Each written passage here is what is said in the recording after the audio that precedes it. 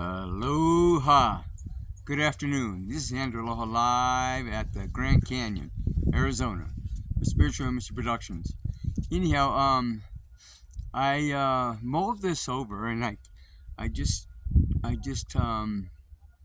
kept thinking about this, and I decided that I definitely need to do this story concerning my sister, Dianna. She just passed away a few days ago, back on Wednesday, last week, May 10th, at 10:06 p.m. It was actually a very beautiful, graceful, peaceful passing for her, a transition for her, and I was honored to be a part of that whole process, though. So, but anyhow, come to find, well, she's PTSD. She's been PTSD for years and years, and not that I'm a doctor or anything, but or a licensed physician or anything like that, or psychiatrist, but years ago when we were kids, back in Gridley, California, she was severely raped by a guy by the name of Peter Furr out of Gridley, California, and so anyhow, later, she was married to a guy by the name of Jorge, who I understand now lives in Live Oak, California.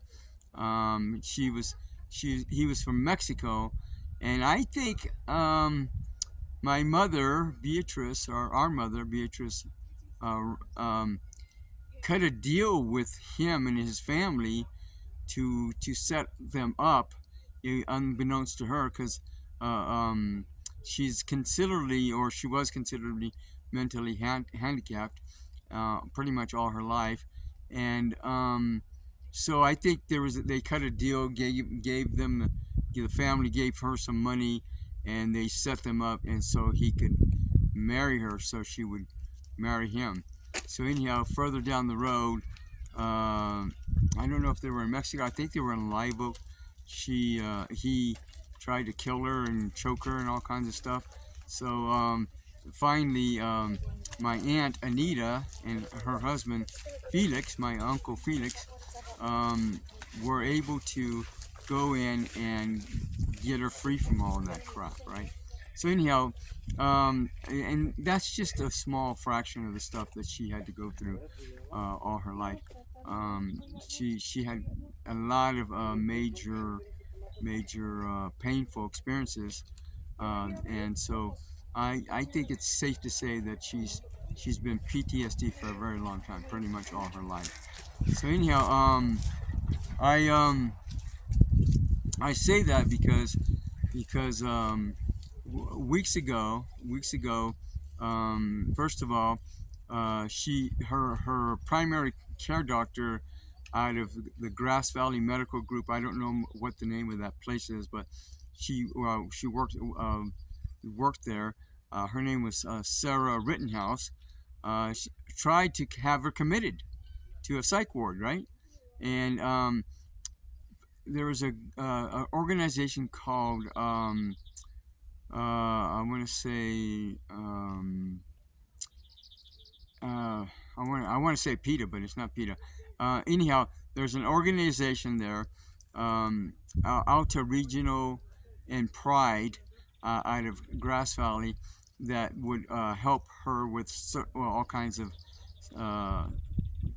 scenarios with taking her to the bank, taking her to the doctor's appointments, and helping her with getting food and taking her shopping. Well, anyhow,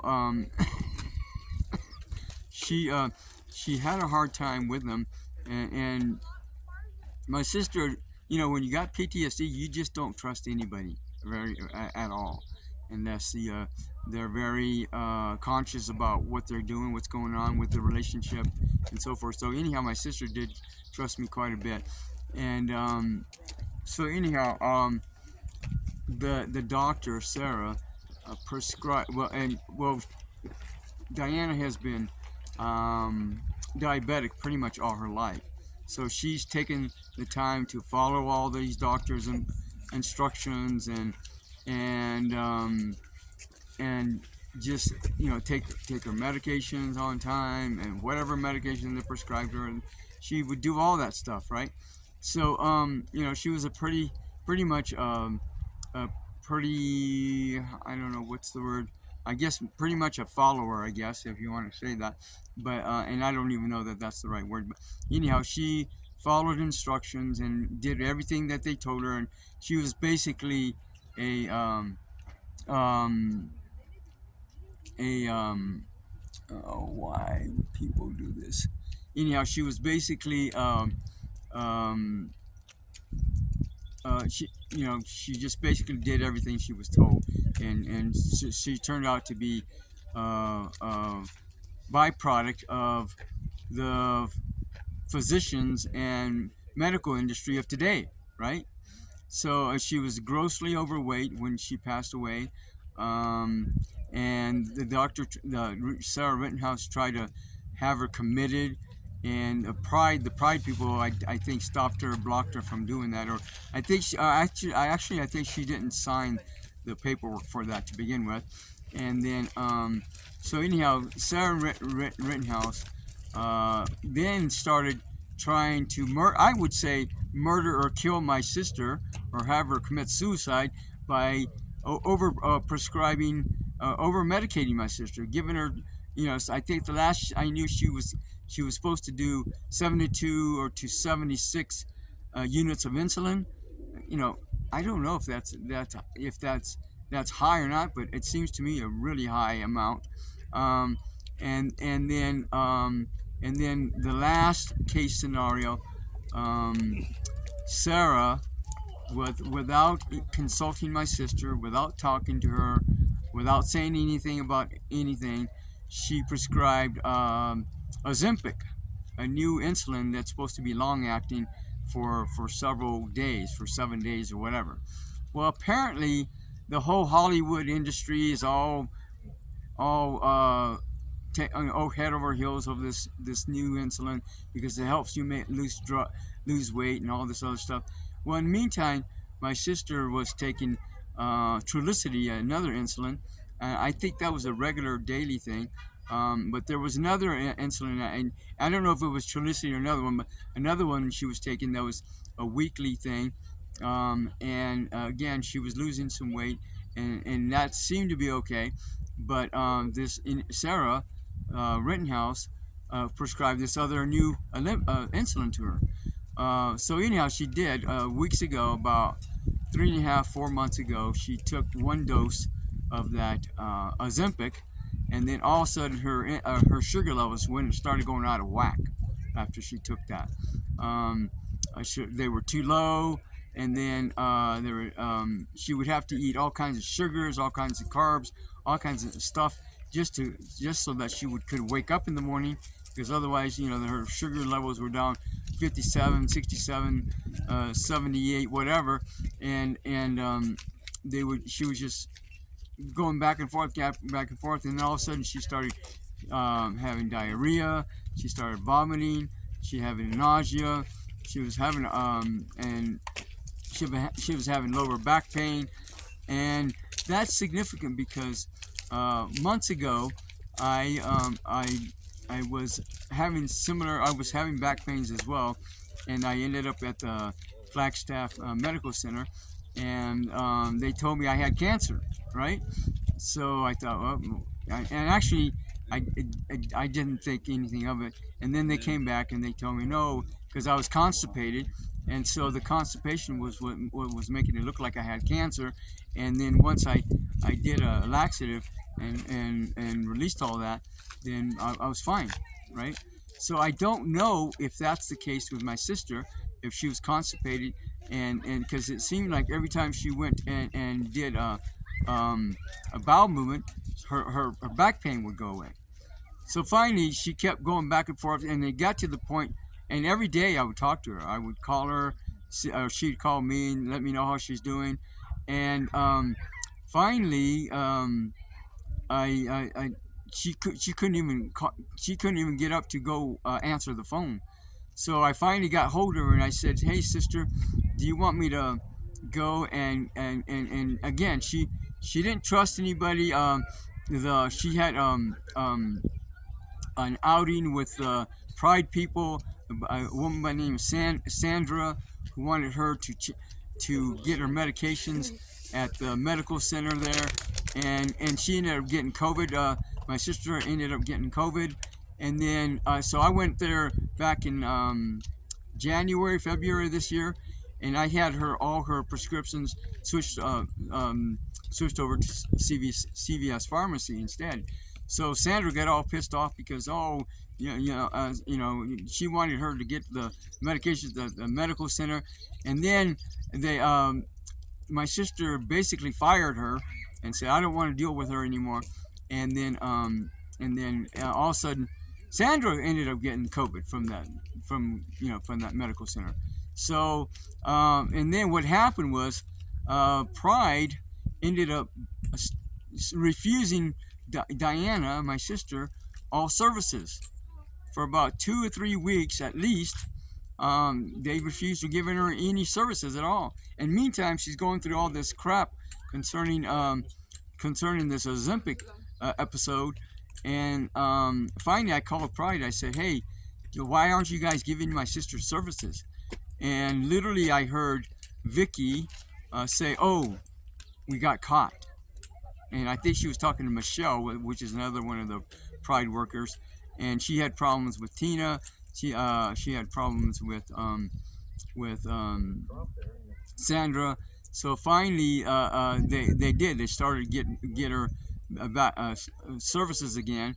And I don't think they even got her services even when I went to go pick her up, because I finally said I think May 17th, May 18th, I said, hey, I called her up. I said, hey, sister, do you want me to go take you to the ER? So again, she's not trusting anybody.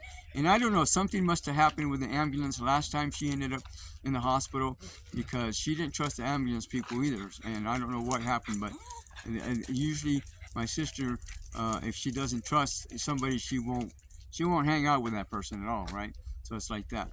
So anyhow, she goes, well, might as well, right? I said, hey, sister, you want me to go pick you up and take you to the ER? She goes, yeah, might as well. I said, okay. So literally that evening, I took off around 7 p.m. and got there the next day, Tuesday, May 18th, I believe. And in the meantime, my sister Sylvia took her to the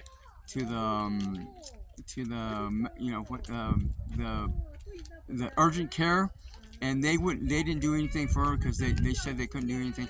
So finally I got there, and the next day on Wednesday morning I took Dianna to the ER, and immediately they put her in ICU. They said her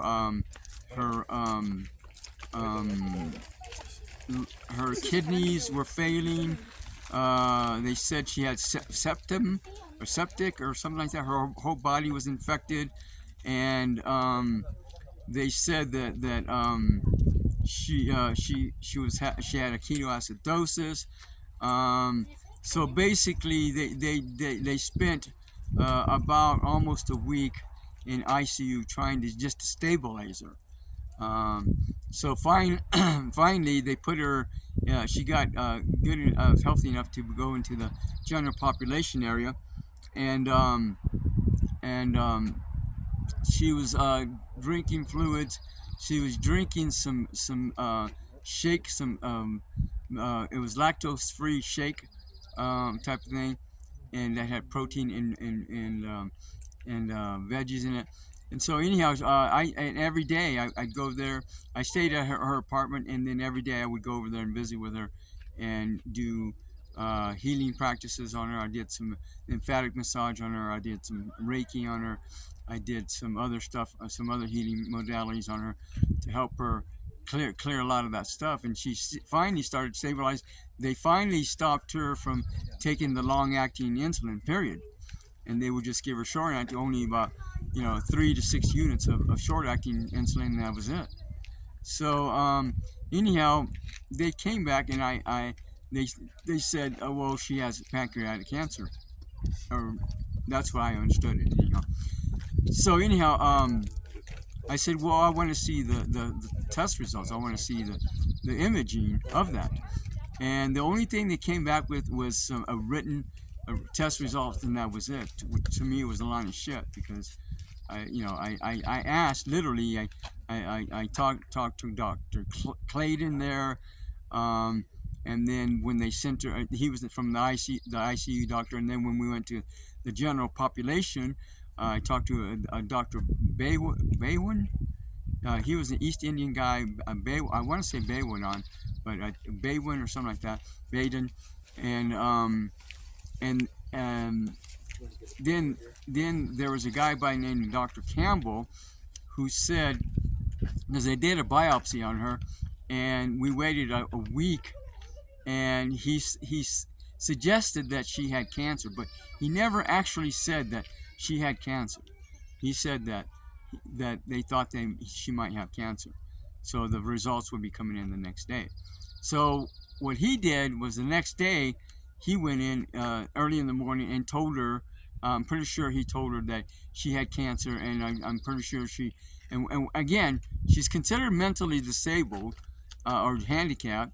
He goes in and tells her that, and without me or anybody else that's authority figure there to witness this whole situation, to say that to understand what's going on, right? So I thought that was pretty suspicious. And then again, Dr. Campbell, and there was some woman in Grass Valley that was doing the checking out the results for the biopsy. Again, they never actually stated that she had cancer, okay, to me, or in front of me, or to her in front of me. So they just stated that to her. So to me, that was with the wind and line of shit. So anyhow, we got to her hooked up with hospice, and we took her home. In the meantime, I'm still doing. Her insulin, her sugar levels finally got stable. She got stable, and she was doing okay, and she was pretty stable. And so anyhow, we took her home, and my sister's son Nicholas showed up the very day that we were going to put her or take her home. So we took her home, and she was pretty scared. That night, the first night at home, she was having a hard time with breathing, and they were giving her methadone, and they were giving her what is it called, morphine and trombola.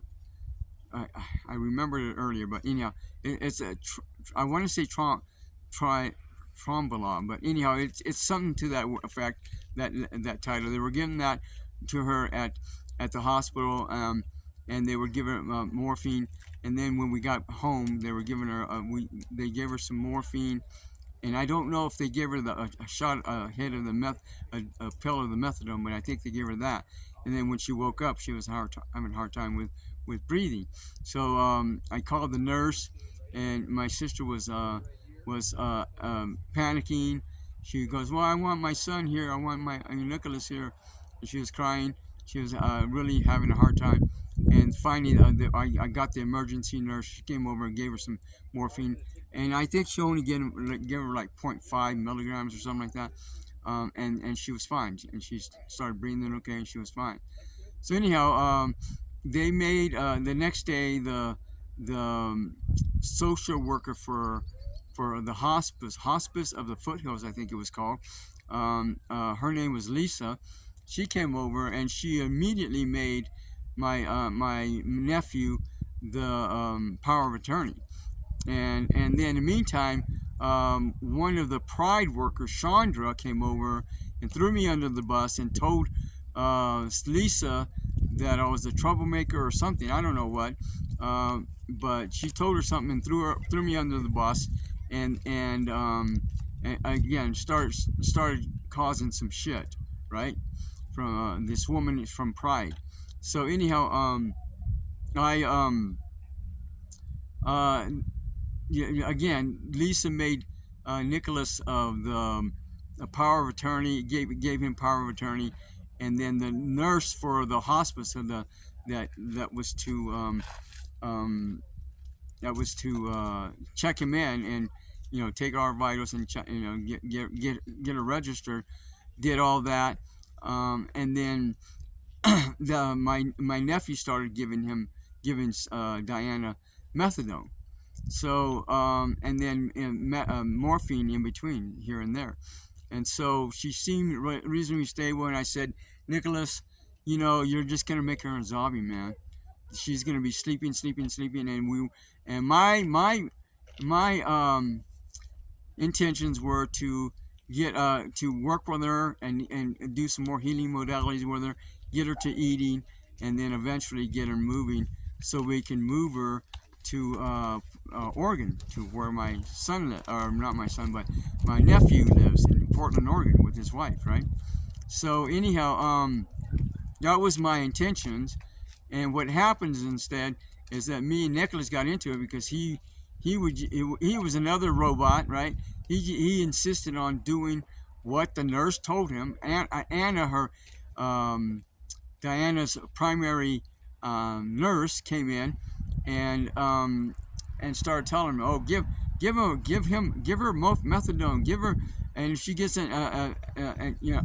if she's anxious or with anxiety, give her the I want to say laprodone. I don't know. It starts Laprafon. I can't remember. Anyhow, it starts with an L, and then if anything else, and then the emergency nurse says, well, if she's having problem breathing, just give her the morphine. Just give her a little bit of morphine. That'll help with the breathing. But if she's having problems with pain, and again, every time she did a bowel movement, she didn't seem to have any pain with the back at all. So anyhow, so if she's got pain, give her a little bit more morphine than give her double the amount of morphine. Otherwise, just give her half the amount for breathing. So I did. I gave her some morphine, like 0.25 milligrams or whatever, and she seemed to be okay. She slept for the night, and then next day, at least two times, Dianna refused the methadone because she knew that methadone wasn't what she needed or wanted.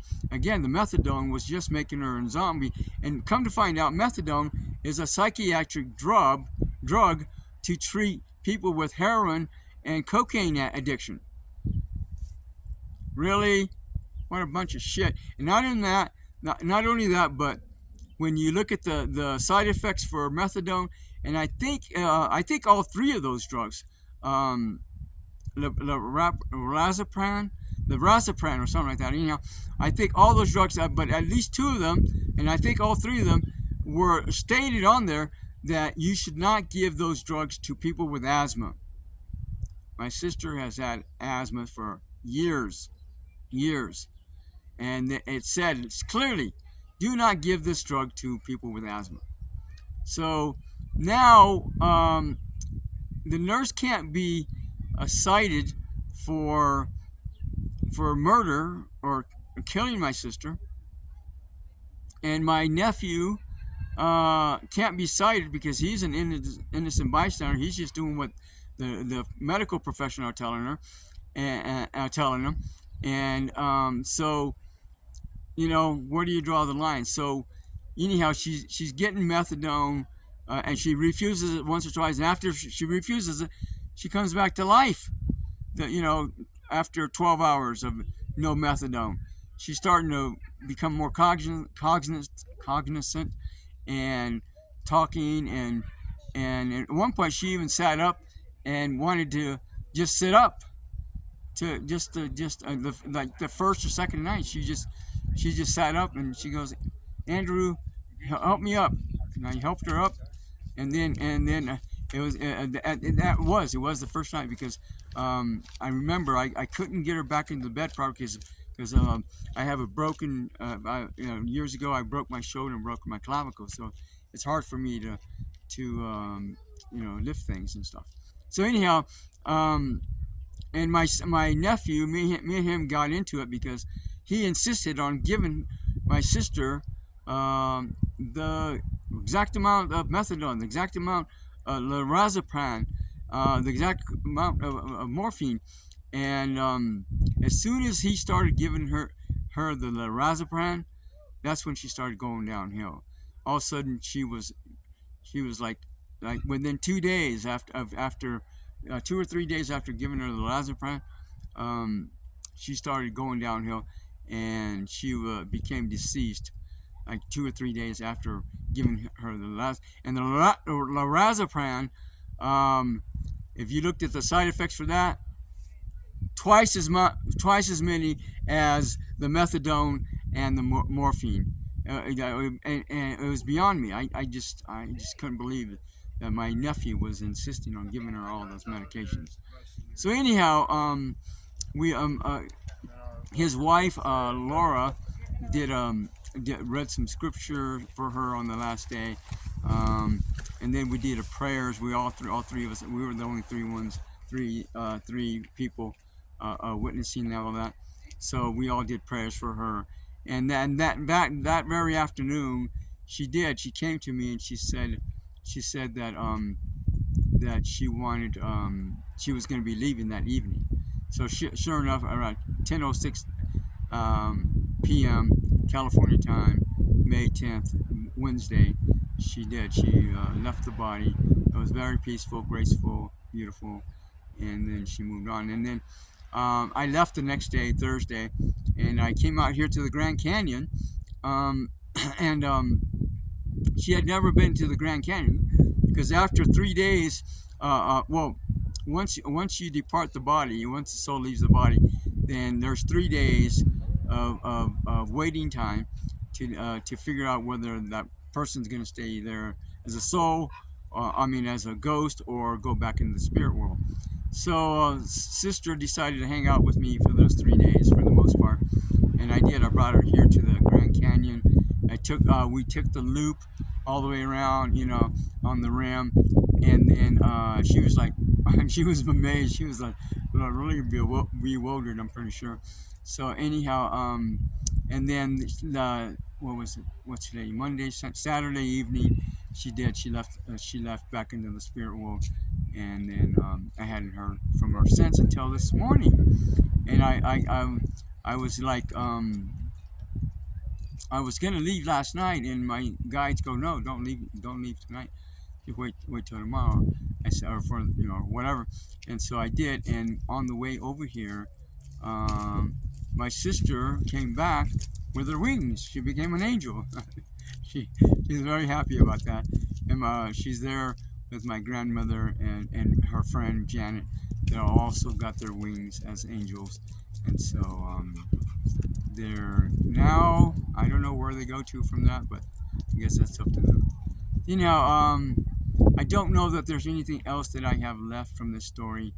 My sister is 61, gonna be 62 in July. Hopefully my nephew and his wife will have the celebration of life then. I believe she's already cremated, or they're gonna have her cremated, and so we'll see what happens there. So, anyhow, thanks for stopping by. Have a God guide us week. Be the love that you are, always have been, and always will be. And congratulations on graduating from Earth, Dianna. Aloha.